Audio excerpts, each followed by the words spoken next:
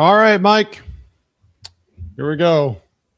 Top of the ninth, Emilio Pagan. You asked about it. Emilio Pagan into the game in the bottom of the ninth. Hadn't pitched in a while. He will take on Torkelson, Perez, and Baez here in the ninth for the Tigers. You mentioned it before. Pagan hasn't pitched in a while. I was looking up the Reds bullpen because I was looking how screwed the Detroit Tigers bullpen was at the moment. And I noticed that the sheet I normally look at has like your last 5 days, and Pagan wasn't even on it. I was like, oh, Pagan hasn't even pitched. So that McLean. Good looking play. Shortstops at second base. Am I right? Okay, Crawl. Barry Larkin's favorite line. Matt McLean makes a nice play, goes on the shortstop side of the bag. Wow. He was kind of playing up in the middle, goes well onto the shortstop side. Nice turn, throw, gets Torkelson. One down. Well, this is a good opportunity for him to get back on, and Reds lead 9-2. This is a chance for basically a bullpen for him, really, if you think about it. It's just stay warm and be ready in case they actually need you in a high-pressure moment. So Perez sends this one into right field, and it'll get down. Spencer Steer will cut it off before it gets to the wall and hold Perez to a single. Throw in, gets away from Ellie De La Cruz. Perez isn't looking, though, and he'll stay at first base. Go down as a single. Not a bad play by Spencer Steer there to cut that off in the gap. Yeah. Where that got to the wall. I thought that was a double for sure. It's crazy how the guy that's doing all the Bengals coverage all weekend sounds great, and the guy that hasn't done anything all weekend has lost his voice or is losing his voice. Yeah, where'd your voice go? Oh, man. Just yelling too much at kids' soccer, I guess. Are you coaching or just watching? Yeah. Coaching both my boys, so it's two different soccer teams, allergies, all that kind of stuff. But I drank I got my honey tea here, ready to go. I'm gonna make it through that box score recap, I promise. I'm looking forward to it. Not to brag, Mike. Not to brag. I'm also coaching soccer this spring. Nice. My team may or may not be 6-0. Wow. And we may or may not be dominating teams. That's awesome. So my kids are still young enough where we don't keep score. So nice. Yep. It's probably good because we've had a couple games get away from us, but we're having fun, and that's what matters. Pinch hitter How You Lee in for a Javi Baez sends it into left field. Can of corn for TJ Friedel and the Tigers down to their final out. Yeah, we had a game this morning, won 6-1, and did it without three of our better players. So wow, not a shabby outing this morning for the old coach. I got to be honest with you, working with only two bench players, 9-year-olds getting hot. Oh yeah, it was a masterclass, if I must say. There you go. It all comes down to Kevin McGonigle, and I'm going to be happy to see this guy leave Cincinnati. Yeah, this guy's pretty good, isn't he?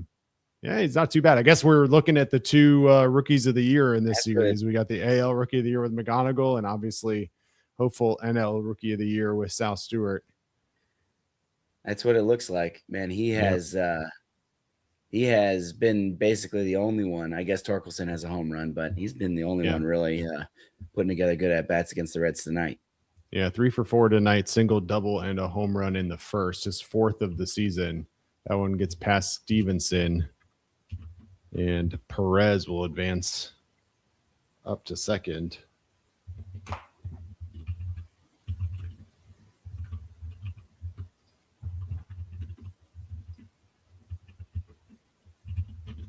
Three and 1 is the count on McGonigle for Emilio Pagan.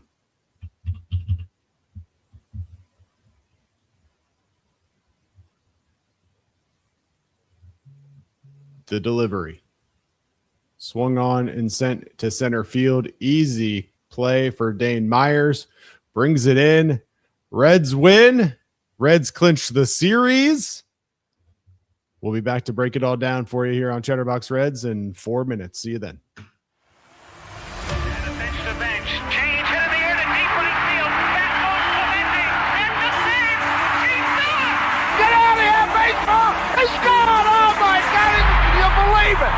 Johnny Bench has tied it up. The Cincinnati Reds win the World Series in 4 straight. It was a sweep. In the dirt, it's a wild pitch. Here comes Walker. The Reds win the pennant. Perkins won the game. That ball is fair. Cincinnati's ahead. 2 games to none. Welcome Joe Landa to Cincinnati. Adam Dunn has done it again. Benzinger backing and calling. And the 1990 World Championship belongs to the Cincinnati Reds. Marty, yes. This is Adam from Milwaukee. Hey, Adam, how you doing? I'm good. How are you? Good. Do you think Scott Hatteberg's a good player? Dunn up there with the bases loaded, the outfield deep and around toward right, and the 1-0 on the way to the plate. Swung on, long drive, right field, and this one belongs to the Reds. And a high drive. Hit back into deep right field. Junior has just knocked the door down to the 500 club. Benson's first home run is a walk-off winner. That ball had a family. And De La Cruz is, oh my goodness, look at this kid run. My, oh my, that is a triple. Matt McClain's first big league bomb. Spencer Steer's first big league hit is a home run to straightaway center field. Joey Votto's done it again. The pitch. Votto swings high in the air. Right field. Yes! He pointed to the dugout to say, I told you. That is Joey Votto's 315th career go-ahead ribby. Only Johnny Bench had more as a Red. And I can't tell you how much it means to play in front of everyone here in Cincinnati as a Red. What a gift. What a tremendous gift. So thank you. Thank you. I think I can speak for all of Reds country. Joey Votto, thank you. High drive. Left center field. Racing back to the Laurent Bourgeois. The Reds are National League Central Division champions. In the air, left center field. Did he? He did! He did! Reds win! Win! Line into right field. Genius, the first Red ever. With 4 home runs in a game. Can you believe it? In the air, down the right field line. Doesn't have a chance. The Reds have won on a 3-run home run on opening day by Ramon Hernandez. A strike away and out away is Homer Bailey. Ground ball to third. Frazier gloves. Throw to first, and Homer Bailey, for the second time in his major league career, tossed a no-hitter. Oh, gosh. Oh, my God. Are you kidding me? Holy moly, the second player in major league history to hit 7 home runs in the first 10 games. In the air, and the Reds win. What a dream beginning to the career of Jay Bruce. What an insane beginning to the career of Jay Bruce, and what an insane beginning to the 2026 season for the Cincinnati Reds. They just keep finding a way, Mike. And this offense is heating up. We'll talk about it in just a little bit. But first, Mike, 4 straight series wins now for the Cincinnati Reds. Things are starting to go their way, buddy. That's right. That's right. We were ready for this offense to start getting hot, and boy, it's starting to feel like we're getting into the warmer climate, and now here we go. It's the offense is starting to hit home runs, starting to drive in runs, hit the ball with runners in scoring position. Boy, it's great. And then on top of it's just some pretty good pitching again tonight, man. This is this was a pretty comfortable win. I know we've had a lot of wins where it's like, oh, we're really sweating it out at the end, getting those 1-2 run wins. We won't talk about where I was when they walked it off last night.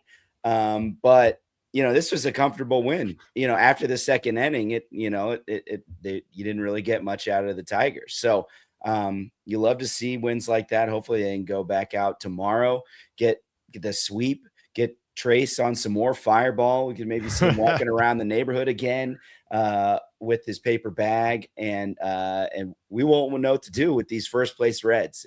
It's great to see. Man, back-to-back Sundays with Fireball Trace sounds like exactly how I want to spend my Sunday night. So the Reds obviously took the series against the Giants, the Twins, the Rays, and now have clinched the series against the Tigers. And Mike, remind me, because I'm feeling like a second guessing myself. Was it last year or the year before that Detroit came into Cincinnati in what felt like a pretty pivotal series, and they came in and swept Cincinnati? Did they not? Oh man, you've got me. Is that last year? Let me see. Hold on. I happen to have the schedule up. Let me see. I don't remember that off the top of my head. I don't have Nick Kirby levels of recall. Maybe that's my red flag, is since Kirby just has steel trap memory and remembers everything. Yeah. It just feels like let's see. No, it wasn't last year. Last year they won 2 of 3 against them. Okay. So it must have been I think it might have been what ruined the, like as they're making the push or something like that for for some of these seasons trying to, it was the 2024 season. Detroit came in, lost, got swept in there, and that was in the middle of July as they were trying to make and went from 9.5 games back to basically being completely out of it. So, got one hit by Tarek Skubal to end that one. So that was perfect. That's what you're remembering. Well, the Reds get lucky in this series to some level. They avoid Tarek Skubal, they avoid Casey Mize, and they absolutely take advantage of Jack Flaherty. Let's break it all down. You ready for a box score recap? Yes, I am. Here we go. I thought it was going to be a long with how it was going in the first couple innings, but all right, Chatterbox. Yeah. You want me to do share facts beforehand, or you want to go for it? All right. Chatterbox Reds is brought to you by ShareFax Credit Union. ShareFax is rooted right here in Cincinnati with 9 branches across the city. They're a not-for-profit financial institution, which means they're owned by their members. So instead of profits going to shareholders, they're returned to you through lower fees, better rates, and all their traditional banking options you'd expect. And right now, ShareFax has a great auto loan promotion. You can get 1.5% off your qualified rate when you refinance your vehicle, and your first payment isn't due for 90 days. Loans are subject to membership and credit approval, and restrictions may apply. For full terms and conditions, visit sharefax.org, apply online, or give them a call at 513-753-2440. All right, Mike, let's hear it. How did the Reds win this one? All right, on Reds Hall of Fame night at Great American Ballpark, the Reds took on the Detroit Tigers in the second of a 3-game series coming off of a big walk-off win last night. We had Brady Singer facing off against veteran Jack Flaherty. And in the top of the first, it actually didn't start off very well as rookie Kevin McGonigle homered to lead off the game. Then, after a couple more hits, though, Singer wiggled off the hook, keeping it just 1-0. But that lead was short-lived as the Reds came out hotter than their new City Connect red uniforms. Matt McClain and Ellie De La Cruz walked, and Sal Stewart ripped a homer to left, his 9th of the year already. And then, not to be outdone, DH Nathaniel Lowe golfed one out to make it 4-1 Reds after 1. But they weren't done yet. In the second, Ke'Bryan Hayes doubled over the center fielder's head and was driven in by Ellie De La Cruz, who homered to center for his 9th of the year, not to be outdone by the young gun Sal Stewart, making it 6-1. Then Sal Stewart had an incredible 11-pitch at-bat where he battled back from 0-2 to get an infield single. And why I think that is important is because even though Jack Flaherty got out of that inning, he would be done after just 2 innings, and Detroit would have to go to the bullpen. Spencer Torkelson homered in the 4th to claw one back for Detroit, but Brady Singer would really settle in after a shaky start to get into the 6th, where after a single to Kerry Carpenter, Connor Phillips would get out of the 6th and end the threat. Brady Singer's final line was 5 1/3 innings, 8 hits, 2 earned runs, no walks, and 3 strikeouts as he kept the Reds in with a nice quality start. In the bottom of the 6th, Key Brian Hayes led off with another well-hit ball, and TJ Friedel blooped a hit into right. And then after Ellie De La Cruz walked, we all collectively turned westward towards San Diego and said, "Thanks again, Nick Castellanos," says Sal Stewart off the glove of Javi Baez, singled in 2 more runs to give him 5 RBIs for the evening. That is a league-leading 29 RBI on the season. And remember, it is only April 25th, making it 8-2 Reds. Then in the bottom of the 8th, TJ Friedel added to his 52-mile-an-hour double, 68-mile-an-hour single, and 98-mile-an-hour home run to right field. Look at that, Terry Lee pulling the ball in the air, gives you a home run. 9-2 Reds. And that is how it would stay because the bullpen put up another goose egg. Phillips, Ashcraft, Mole, and Pagan went 3 2/3 innings, 2 hits, and 0 runs as the Reds improved to 18-9. And get this, Craig, the Reds just won their 15th game of the month, matching their best mark of any month last year, and they still have 4 games left this month. So that is the box score recap, brought to you by Sharefax. Unbelievable, this team. And of course, we had a deep drive of the game. I had options here, Mike. Options. You did. Remember the games where we come on this show and we're like, man, Reds didn't hit a home run. The longest ball they hit was like 240 feet. What are we going to do? You go down to, it's a Monday night, so none of the minor league teams even played. Right. What do?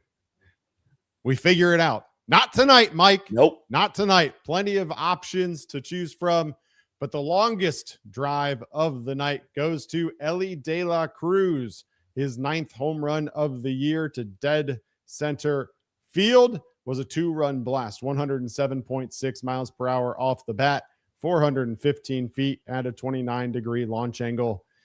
Gave the Reds a 6-1 lead there in the bottom of the 2nd, increased their win probability 9.3%. all the way up to 90.9%. And as we all know, that ended up being 100%. Our deep drive of the day is sponsored by our friends at QC Kinetics. If knee pain or shoulder pain is slowing you down, whether it's on the golf course, the pickleball court, or even in the gym, it might be time to talk to the care team at QC Kinetics Cincinnati about regenerative medicine options. QC Kinetics takes a different approach, focusing on treatments designed to help your body heal and recover. They're conveniently located in Liberty Township, right across from Lakota East High School. See what the team at QC Kinetics is all about. Visit qckinetics.com or call 513-655-3356. Better mobility starts with healing, not surgery. And Mike, we've got an updated overlay here. I know there was some concern in the chat, and I appreciate your DM here about my error there, but Reds win 9-2. 9-2. I don't want it to be mistaken. 8-2 is just not good enough. 9-2 is the win tonight. Don't want to sell Terry Lee short for his first home run of the year. We don't want to forget about that one. Absolutely. All right. Before we get into it tonight, we got a number of super chats already flowing in. Appreciate everybody tuning in as we always do. Let's knock these out real quick. Mike Dean, man. Mike Dean, I appreciate the super chat, $5 super chat. Yesterday, McLean broke out. Unfortunately, he's been recaptured and returned to custody. McLean tonight, 0 for 4 with a walk and 3 strikeouts. But you know what? Tonight's not a night for negativity, Mike. Appreciate the super chat for sure, but we're not gonna do that. We're not gonna do that. Matt McLean, figure it out. We got other highlights to talk about. D Brown 25. $5 super chat. This team is different. Cubs down 12-4. Starting to get huge offensive contributions from everyone. Fireball tomorrow for Trayson. We'll talk about that offense in just a minute. D Brown followed it up, $2 super chat saying my mic isn't synced. I got to be honest with you. If it's still not synced, I don't know how to fix it. This is StreamYard. Everything's automated. The show must go on. Hopefully it works in the podcast version as well, and hopefully it's not too annoying for you guys, but I appreciate the heads up. I just don't know how to fix it. And then Gabe Skaggs with a $20 super chat. GABE, was that GABP? What a day. ATOB, TTR. Gabe, I think, is now 3-0 at Great American Ballpark this year, and definitely super chats to let us know when he goes and when he comes back. So, Gabe, congratulations. You are a good luck charm. Listen, we talked about it last time you super chatted. We might have to get that GoFundMe going to get Gabe on Great American Ballpark every single home game. All right, Mike, let's get into it. This offense, unreal. I mean, look, it started slow. The season, we sat on these shows and we said, all right, man, this offense not really performing the way we were hoping for. Here we are, 6 of the last 7 games, they've scored 5 runs or more. Yeah, I think that is why I felt a little bit better about, the sustainability of what the Reds were doing. I heard a lot of, oh, this is not sustainable. This team's not actually that good. Look at how that's doing. It was really hard to look at the true talent of the folks that were performing for the Reds offense and feel like they was going to continue at this level, right? Even people like Ke'Bryan Hayes with 2 hits, TJ Friedel with 3 hits, people that have, really did struggle. Like they aren't 091 hitters, right? They were going to, even if they don't, come back to the mean as high as we would like. It was coming. And it's really cool to see that, even last night where we didn't get the greatest pitching outing from Andrew Abbott, you were able to pick that up with this, with the offense, where a team that's been carried by their bullpen and good pitching, if you have that offensive output, you're able to win games that maybe you hadn't been before. So it's just extremely encouraging to see the folks that we are counting on for the most part are delivering and then some, like Sal Stewart. Like this dude is, 3 for 4 with 5 RBIs and a walk. Like in a homer. He's unreal. It's crazy that this dude is just a rookie. And, even though we didn't necessarily he was carrying us at the beginning and now we got some bats heating up. It's just really fun to watch a guy like that step to the plate and know he's going to come through. Absolutely. All right. Look, stats are flowing right now. Of course, you already brought out one stat, 15 wins here in the month of April marks a new high for the Reds. Here's one for you. Sal Stewart, 29 RBIs, leads the MLB. Most by a Red before May, second most of any MLB rookie prior to May all time. And get this, rookies with 8+ home runs and 23+ RBIs before May. He's the 4th one to do it. Pete Alonso did it in 2019. Jose Abreu in 2014. Albert Pujols back in 2001. What do all 3 of those individuals have in common? They all went on to win the Rookie of the Year. Sal, look, someone tweeted it. I don't remember if it was Reds in 4 or somebody else, so I apologize. I don't want to give miscredit, but I think that ABS challenge by him too kind of just showed the kind of approach that he takes. Man, he doesn't get cheaped out of any swings. Every swing he takes, he's trying to knock that ball out of the park, it feels like, but he's still got the eye, right? I mean, whether you want to compare him to a certain first baseman of old, or if you just want to compare him to himself, because man, is he a fun one to watch. But the eye at the plate, the attack, the approach, the way that he adjusted mid at bat there.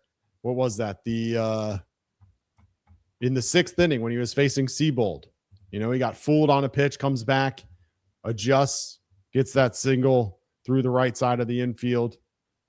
He's unreal. And I've said it before, and I think I'll say it again, but at least for me, kind of came out of nowhere.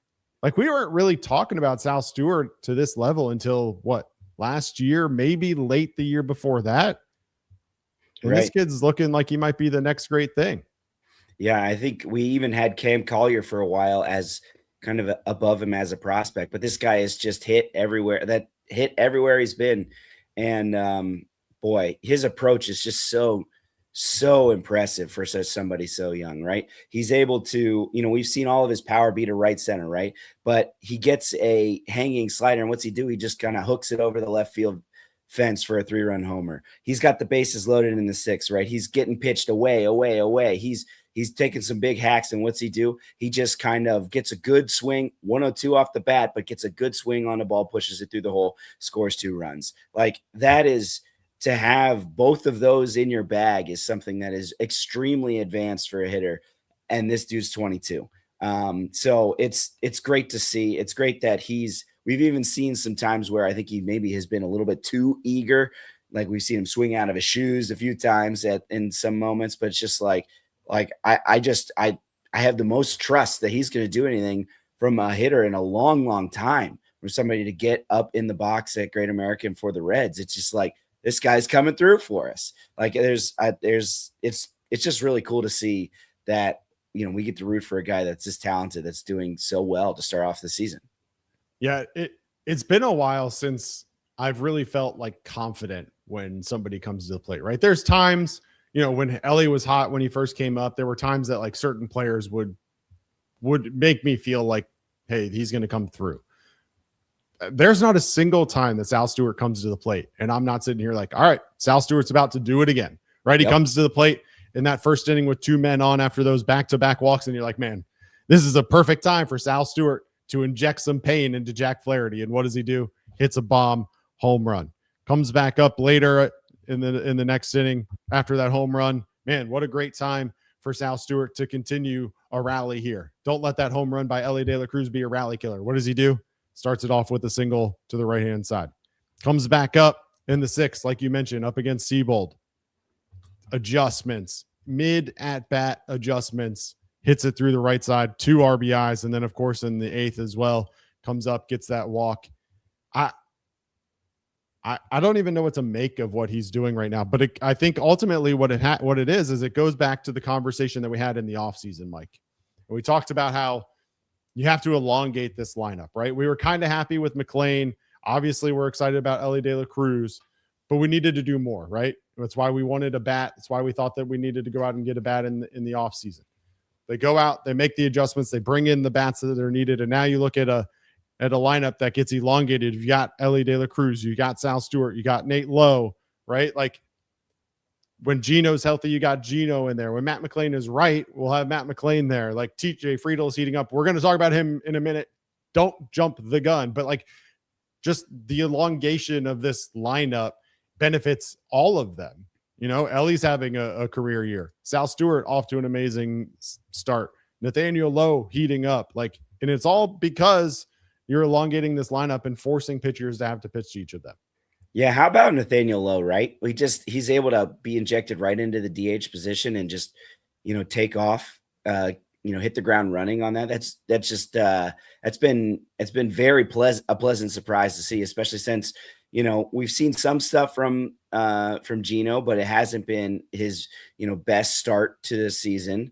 And then he gets injured, and what do we have? We have a guy sitting on the bench who's able to come in and immediately inject life into it. He's got 3 home runs in the past 2 days, right? This guy is he's adding power. He's getting on base. He's hitting the ball hard, and it's just like, it's great to see. I really, Nick mentioned this last night. I'm just so thankful that the Reds, had the foresight to be like, okay, this may not be how we want it to start out with on opening day, but keeping Nathaniel Lowe in this organization is going to benefit this team. It's going to benefit us down the road as injuries come, as opportunities come up for pinch hitting and things like that. And that has already paid off, I think, with what he's been able to do. I think he had a go-ahead hit in extras earlier last week. Obviously, he has the walk-off home run yesterday with another home run and then another one today. It's just like being able to have just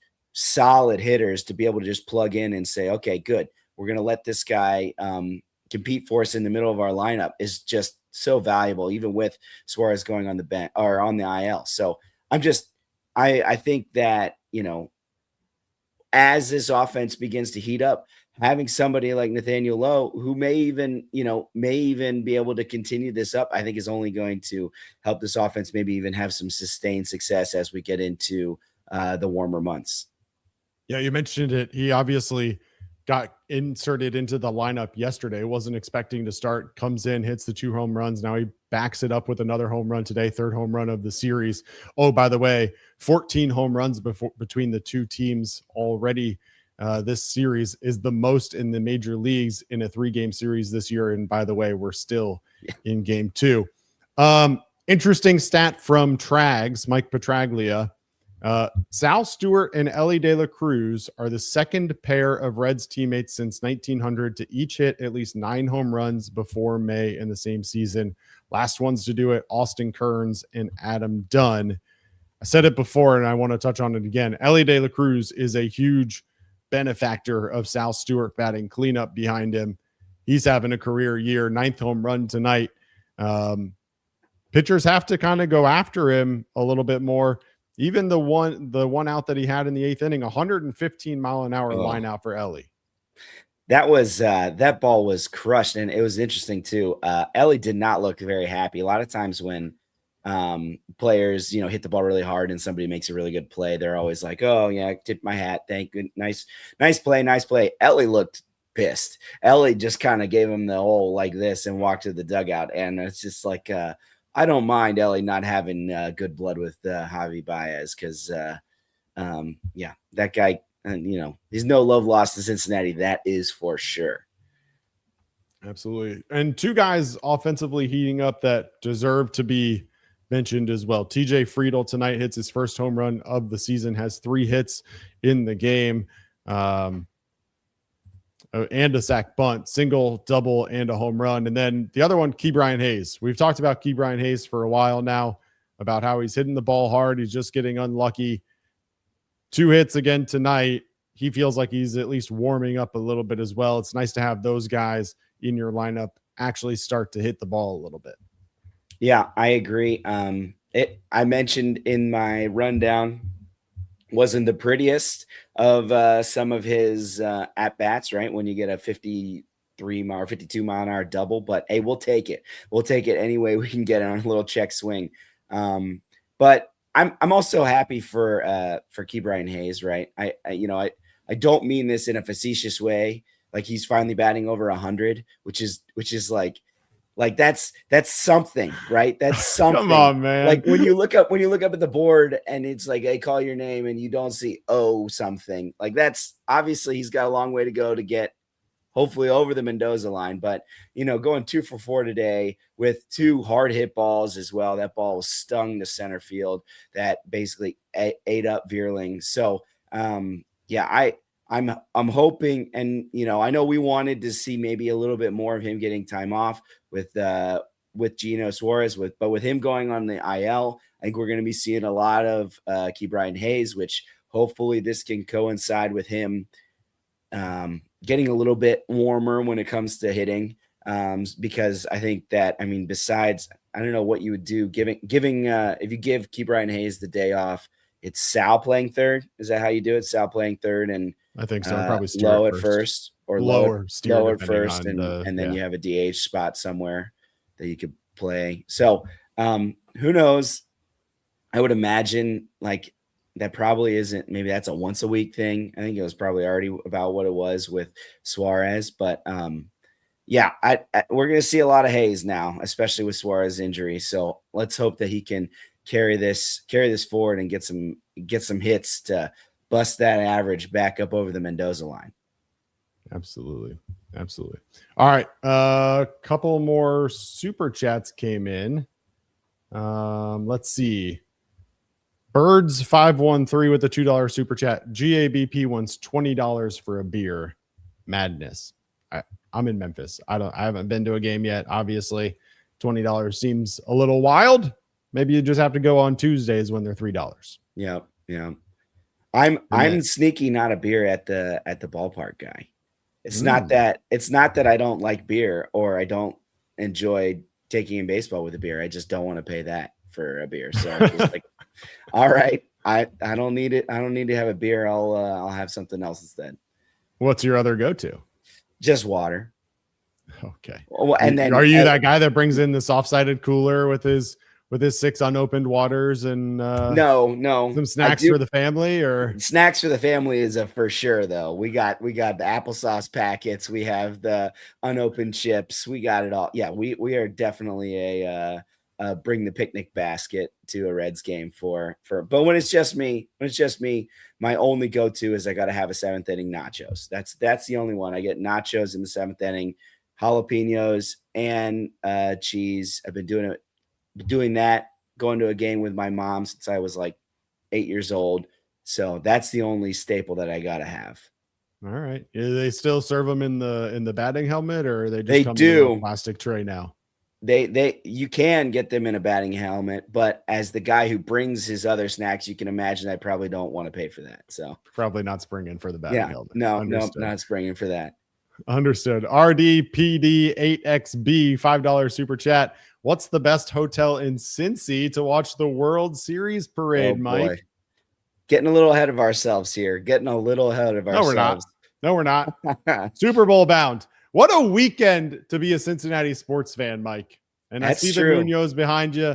I know that you're on board with this too. Reds pick up a series win over the Tigers. Bengals have a phenomenal draft.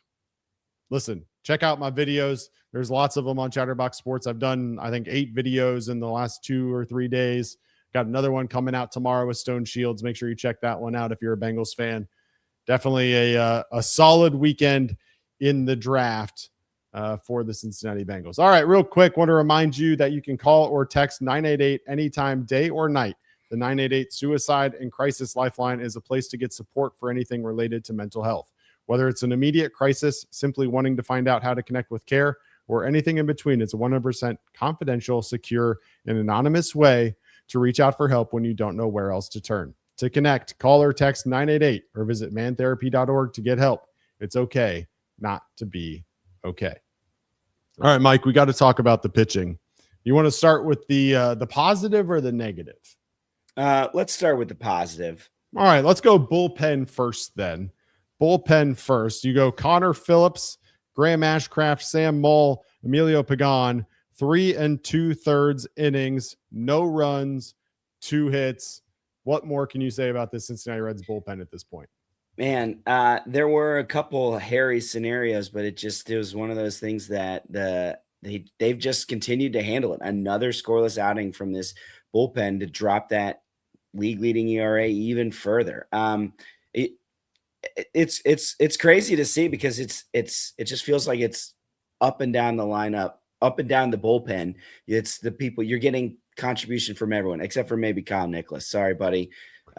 You had some tough ones, and that's why you're in AAA. But for the most part, everybody else, it has come up and really been able to either get out of tough spots, been given some higher leverage, or come in and been nails getting inherited runners out. Connor Phillips making Spencer Torkelson look just absolutely like a little league swing with that sweeper down and away. It's nasty stuff that looks good. And to be honest, I was looking at the bullpen usage just because I was like, man, we probably used a lot of people last night and stuff like that. And we used 4 guys last night, but just like, as you see this over a whole, because you're not getting too many of these huge blow-ups, it's like you're able to see just a really consistent spread. It's like we use these guys today, and then we use these other 3 guys tomorrow.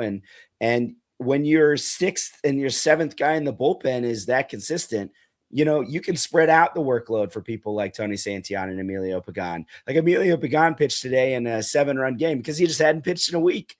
Those are luxuries that I don't think we definitely didn't have last year, and we don't typically have with this lower payroll teams. So it's just extremely refreshing to see. Just like they went out in free agency and rebuilt this bullpen, and you feel good about almost every single move that they did make.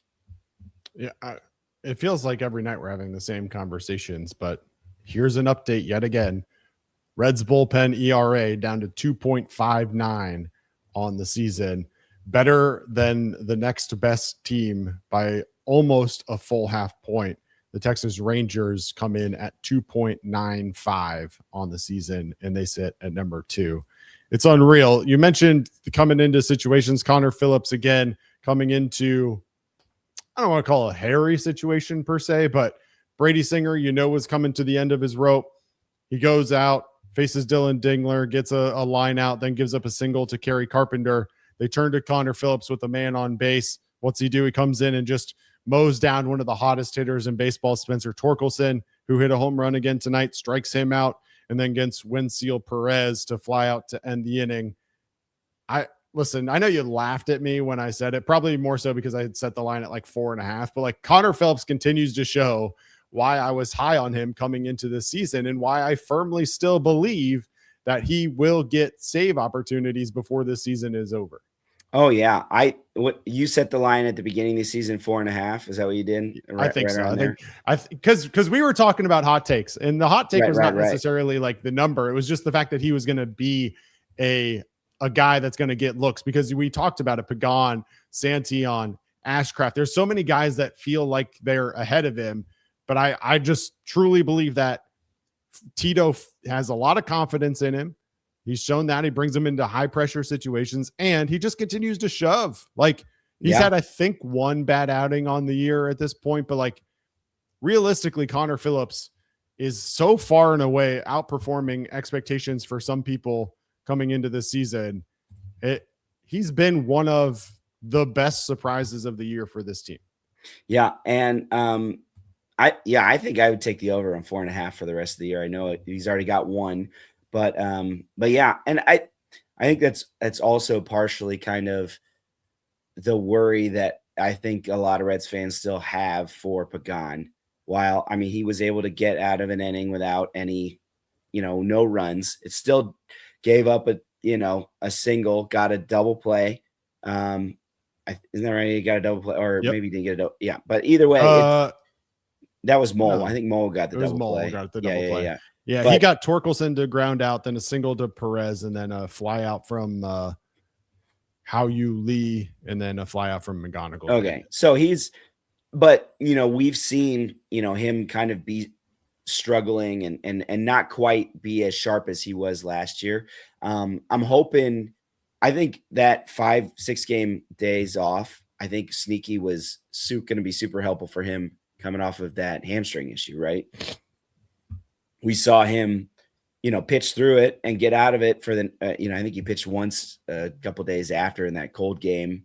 But just giving him extra time to make sure he's fully recovered from that, I think is going to be helpful for him. It does still look shaky. And up until last night, Tony Santillan had really been nails as well. But yeah, I can see how there's still a little bit of wariness, I think, with Pagan, but he's still my guy in the 9th is kind of how I feel about it. I know he has a few bad outings, but boy, they do have options. If he continues to not perform, boy, you can just, I know the 9th is a different animal, but Ashcraft got a save. We talked about Connor Phillips. He's gotten a save. Connor Phillips now leads the bullpen in appearances and innings pitched as well. So that's another part about it. Not only has he been nails, but he's been getting the ball a lot. So it's just really cool to see up and down this bullpen, how they've been able to get a lot of, all this production. Yeah, absolutely. And then Graham Ashcraft, Sam Moll, Emilio Pagan, just, they get the job done. Just, Graham Ashcraft tonight, come in for an inning, gave up that double in the walk. Don't love to see that per se, but gets the ground out, the double play from Colt Keith to be able to get out of the inning. Not the prettiest of innings from Graham Ashcraft, but still gets out of it and still gets the job done. And not going to complain about that. That was Kevin McGonigle. We're going to give him a pass for that because apparently that dude doesn't get out. So. That's right. We said it when we were watching the game and just watching the AL and NL Rookie of the Year compete. So, yeah. All right. Brady Singer, on the other hand, got to talk about it. I don't want to spend a whole lot of time bashing the guy, because at the end of the day, look, 5 1/3, 8 hits, 2 runs, 3 strikeouts, no walks. The no walks is the biggest piece. I think for Singer, you just have to expect him to give up base runners, right? And you just have to hope that he can limit damage when he does that. Tonight, he was kind of lucky, right? He gives up 2 solo home runs, doesn't allow any of the other base runners that he allowed to reach home. And that's really what you just kind of have to hope if you're Brady Singer, is that you just hope that you limit the damage, because he's going to give up the hits. And as long as you can limit the walks, those hits in theory are going to be less damaging. Right. Yeah, he got 13 whiffs tonight, even though he only got 3 strikeouts. So he was still having a little bit of that. But yeah, he was I think he was getting barreled up a little bit there. And when that comes, you watch that first inning and him wiggling off the hook and getting only 1 run, it's like, okay, all right, can he put it together? I think we saw 2 different pitchers handle tough first innings in different ways, right? Flaherty came out and wasn't able to shut it down and didn't, only made it 2 innings, but we see Brady Singer do what Brady Singer does, and that's come back out, settle it down, and get us into the 6th. Like, if you would have told me that he's going to get into the 6th with how that first inning went and how erratic he looked and how, they were hitting the ball, I don't know if I would have believed you, but, being able to at least get there, get it to this bullpen without being able to, now you still have your long man, Acuna, the guy that just brought up. He's available for tomorrow if needed and things like that. So it's just, yes, maybe it wasn't the prettiest of starts, but it gives you exactly what Brady Singer is brought here to do, and that's length. And even if it's not pretty, it's still something that helped put the Reds in a position to win.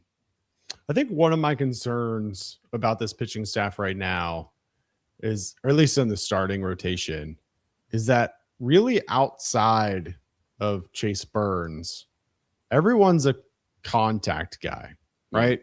Like, their goal is to allow soft contact and limit soft contact. And there's a couple of reasons that concerns me. One is because you play in Great American Ballpark, and even soft contact at times can leave the ballpark. The other is that, like, there's not enough differentiation from night to night to keep the opposing teams at bay, right? Like, one of the things that I really liked coming into the season when we were talking about a 6-man rotation, or the 6 starters that were going to make the opening day, is the idea of, like, stacking someone like Chase Burns with a Brandon Williamson or an Andrew Abbott, because they're such different pitchers, right? Right now, the Reds really have 4 starters who are all kind of contact guys, right? You talk about Abbott, talk about Williamson, you talk about, obviously, tonight with Brady Singer. Like, they're all just contact pitchers. They're not looking to get a whole lot of whiffs and strikeouts. They're just hoping that the ball ends up in play and ends up where their defenders are. And that's one thing, to have in your rotation, but for it to be every night, man, things got to go your way. Right. And I think that is a valid concern if we had to kind of lean on that for the rest of the year. But we basically need to lean on that until we get Lodolo and Greene back, because Lodolo and Greene aren't pitch to contact guys. Those are guys that could go out and strike out 10 anytime they come out. So it's just like, you're right. I think we maybe are playing with fire a little bit here. You see some of these outings where you're getting all these hits, but, the defense is coming through, and, the Reds have done a good job, in my opinion, of kind of maximizing, for the most part, how they can let their defense help them in these situations. And if you're able to kind of keep that sustaining, maybe it's not something that's sustainable for the rest of the year, but it is until Lodolo comes back. And then it is until we get, Greene back at the All-Star break or something like that. So it's just like, I agree that is a little bit concerning, but I also see how the cavalry's coming. So, it's one of those things where it's like, if we can continue to win this way, and then, get even better, make that next leap even once we get those guys back in the rotation. Yeah, absolutely. All right. You mentioned it just a couple of minutes ago, and I want to spend a little bit of time on it. I know they talked about it on yesterday's show as well, with the Geno injury happening, but the moves today officially announced earlier on Saturday Eugenio Suarez officially onto the injured list. It's the 10-day injured list, retro to yesterday, for a mild left oblique strain. I want to talk about the injury specifically here in a second. They also optioned Kyle Nicholas down to AAA, which you mentioned, and they recall JJ Bleday and Jose Franco. Let's start with Gino. Oblique injuries have a way to linger. What's your concern level on an aging Eugenio Suarez dealing with an oblique injury?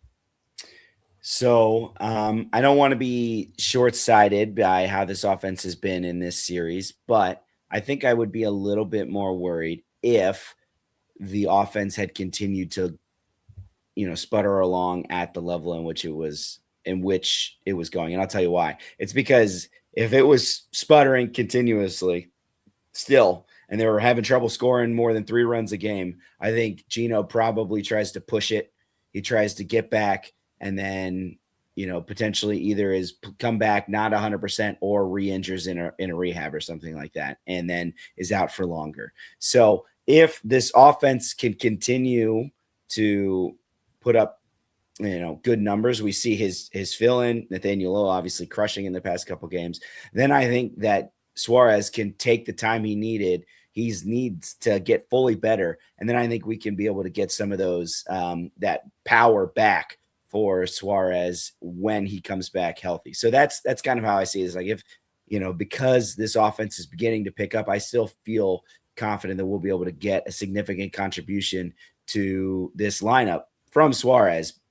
But, you never know. You're right. Their obliques are finicky, right? But this is the same reason Caleb Ferguson, right?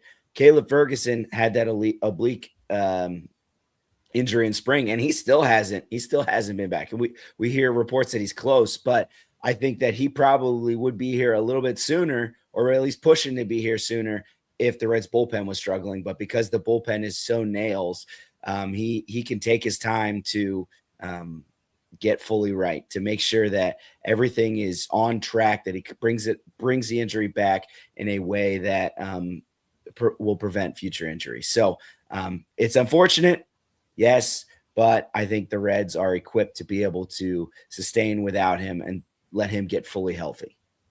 Yeah, the bad news is, while he's going on the 10-day IL, at least based on my quick research, average time to return is somewhere between 3 and 4 weeks. So maybe without Gino for a little while, which quite frankly may be good, right? You get an opportunity to give Rhys Hines, JJ Bleday more run, because quite frankly, Nathaniel Lowe will likely play in DH a little bit more. So it'll be interesting to see how it affects the rest of the team. And I mentioned it, obviously, JJ Bleday, the quote unquote benefactor, I guess, of the move or the injury, gets an opportunity to come up to the major leagues. He had been absolutely dominating AAA up until this point. So he had earned this opportunity. This wasn't something where the Reds are stuck needing to figure out how they're going to address this, this injury and who they're going to bring up. It was pretty obvious that they had the pieces in place already with JJ Bleday, who at AAA was slashing 341, 462, 659, 7 doubles, a triple, 6 home runs. Obviously not great that it had to be Gino getting hurt in order for him to be here, but this is an opportunity that JJ Bleday earned. Yeah, I agree. I wonder how he's going to be deployed. We saw Hines come up here and get a pretty long run. Okay. He got a string of games together where he started them in a row. I don't know. I wouldn't call that a pretty long run, but he got an opportunity up here, and I'm not even sure if necessarily that opportunity is over. Maybe we could talk about whether we think, like, tomorrow they face a right-handed pitcher. Is Bleday going to be in the lineup over Benson? Is it going to be Steer, Friedel, Bleday? I don't know. I do agree though, when you say, do they go crazy and sit Steer? Who's for Rhett Lauder though? That's the thing, is just like, you got a righty who gets a lot of ground balls.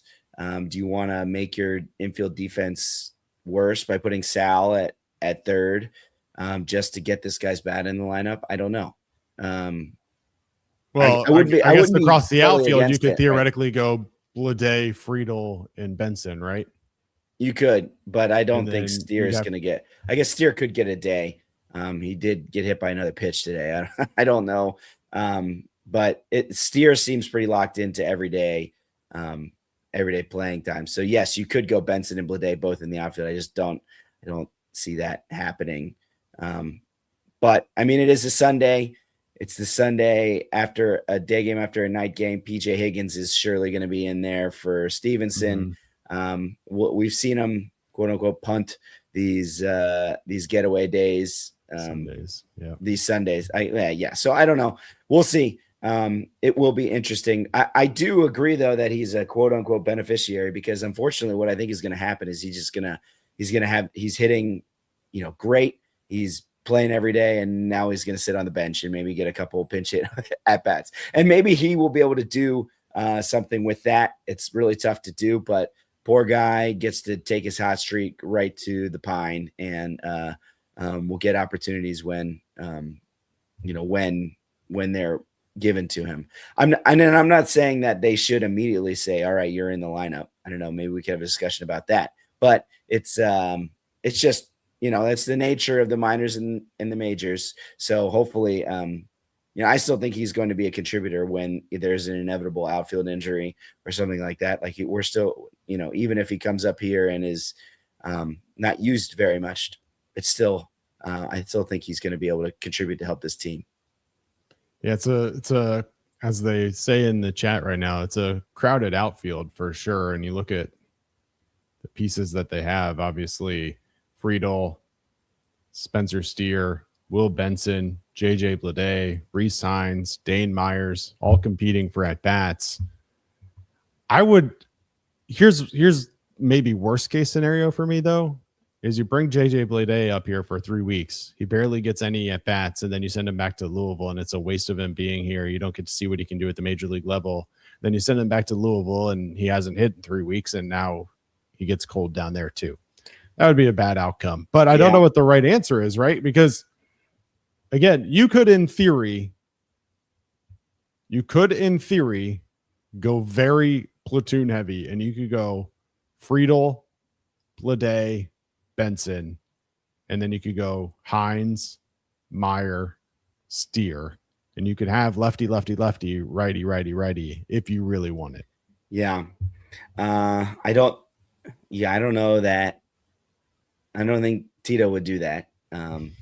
But it's definitely something that, now that the bench wise, they're pretty thin. I would see, maybe especially because Gino was, he had infield depth, we may see more Steer in the infield, just because it's like you brought up an outfielder basically to replace an infielder. So I think we may still be, we may see Steer moved around more, either first base, maybe even a couple, giving somebody a blow at second base as well. So we may see him in that role as well. Yeah. All right. Any other thoughts on tonight's game before we hit MILB and what's coming up next? Nope. Just a great, comfortable win. We like them when they're comfortable, don't we? Mm-hmm. All right. Reds MILB is brought to you by 78 Cigars. Cincinnati legend Anthony Munoz has a new venture, and we're fired up to partner with it here at Chatterbox Bengals. Introducing 78 Cigars, a premium cigar line from the Hall of Famer himself. If you love great cigars and Cincinnati football history, this is the perfect combination. You can grab 78 Cigars right now at both Montgomery and locations, or over at Creekside Cigar Company. You can also check them out online. Just head to anthonymunoz.com, click on the 78 Cigars page on the top, and learn more or place your order today. That's 78 Cigars from the greatest offensive lineman to ever do it, Anthony Munoz. All 4 Reds minor league teams in action and final at this point. We'll start in Louisville. They fall 5-0 to Iowa. Davis Daniel got the start in this one. He went 5 innings, 9 hits, 5 runs, 2 walks, and 5 strikeouts. Edwin Arroyo was 1 for 4. Roby Marte continues to be kind of hot down at Louisville, Mike. He goes 2 for 3. Michael Toglia also stays hot. He was 2 for 4. Luis May did pitch a scoreless inning, gave up 1 hit, struck out 2. Chattanooga Lookouts pick up a win over Knoxville. They win 5-4. Alexander Vargas 2 for 5 with a double. Carlos Jorge 0 for 4 with a walk. Leo Balcazar 0 for 3 with 2 walks. Xavier Warren continues to impress down at Chattanooga. He was 2 for 4 on the night. Cam Collier and Jay Allen both 0 for, along with Austin Hendrick. Austin Hendrick did walk twice. Dominic Patelli down with Chattanooga after a brief stint in Louisville was 1 for 2 with a walk. Hunter Parks 2 2/3 innings, 1 hit, no runs, 2 walks and 3 strikeouts. Dayton Dragons. They continue their struggles. Dayton loses to South Bend 6-1. They are not having a good go of it right now in Dayton. They are 9-10 on the year. Carlos Sanchez 1 for 4 with a double. Kian Vu 1 for 3 with a walk. Alfredo Duno now flirting with that Mendoza line. He's hitting 200 on the year, 0 for 3 in this one. Yerlin Confidant 1 for 2 with a walk. Eastmith Pineda 1 for 3. And then Daytona, man, even worse for Daytona. They're 6-14. They dropped to Jupiter 10-2. Couple like highlights down there in Daytona though, which is interesting because they continue to not put together winning baseball games. But Kyle Henley 2 for 5 with a triple. Jacob Friend 3 for 5 with a home run, his 4th of the season. Bernard Moon 0 for 2. Tyson Lewis 0 for 4. Arnaldo Lantigua 1 for 4. Mason Neville 1 for 3. Ralph Meal Torres 2 for 3 with a triple. And the Reds and Tigers are back at it tomorrow. The Reds will look to sweep the Tigers in the finale on Sunday. It'll be Rhett Lauder going up against Keter Montero. Rhett Lauder last time out on April 20th against Tampa Bay. 6 innings of 5-hit baseball, 1 run, 2 walks, and 3 strikeouts. Lauder has never faced the Tigers or any of their batters.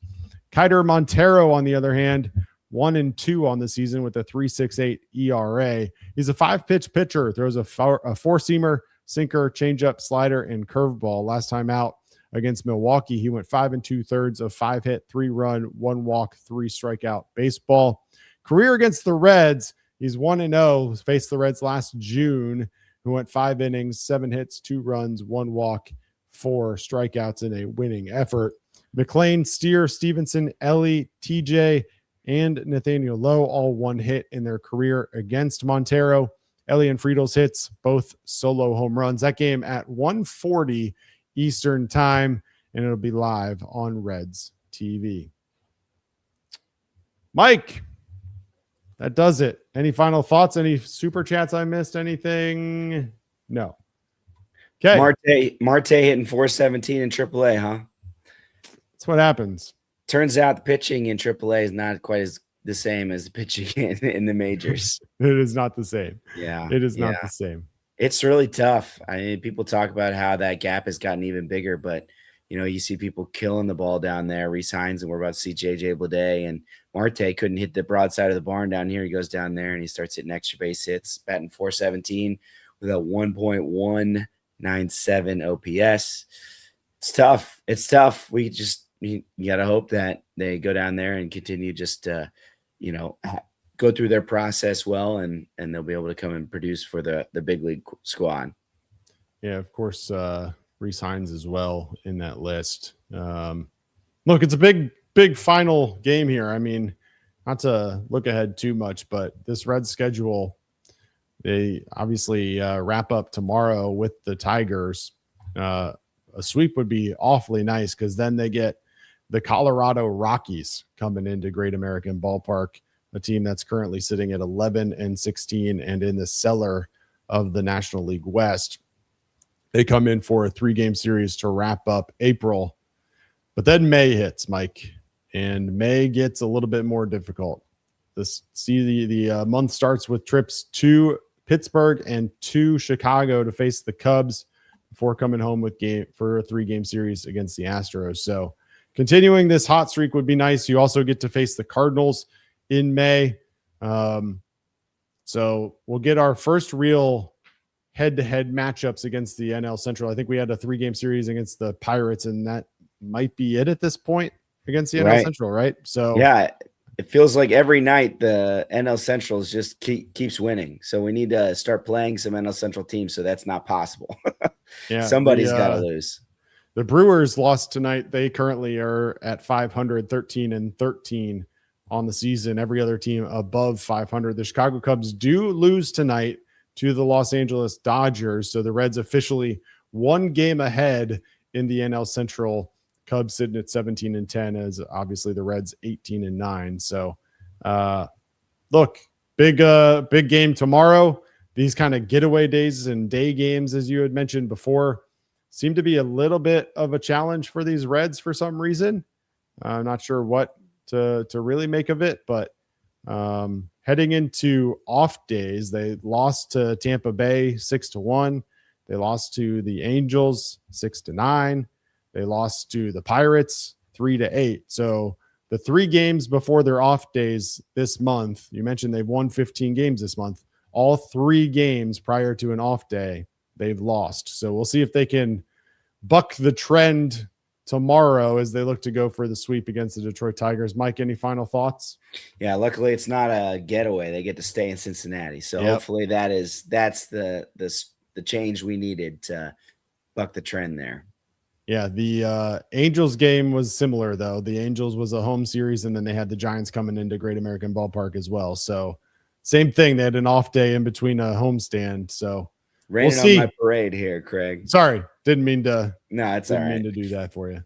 All right. Well, Nick and Trace back live with you on Sunday night. Hopefully, it'll be a fireball night for Trace as the Reds look to go for the sweep. And as I did mention before, I'll bring it up again. Myself and Stone Shields will be putting together a post-draft recap of the Cincinnati Bengals. Make sure if you haven't already, drop us a like on this video and subscribe to the channel for content around all of your favorite Cincinnati sports teams all season long. For Mike Hart, I'm Craig Sandlin. This has been Chatterbox Reds. Appreciate you all tuning in. Until tomorrow, everybody, go Reds.